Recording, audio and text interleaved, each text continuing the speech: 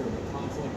One U.S. official telling me that they could completely reconstitute their drone attack capability in a matter of 6 months. So a much more accelerated timeline than what people was planning at this point. Yeah, that's a huge difference. And just as the president was coming off of this trip to China, where he says that she basically gave him assurances they're not giving weapons to Iran, you've also learned that one of the reasons they've been able to reconstitute is because they're getting help from Russia and from China. That's right. They're friends, so to speak. We know that Russia and China have both been providing very relative support to Iran during the conflict.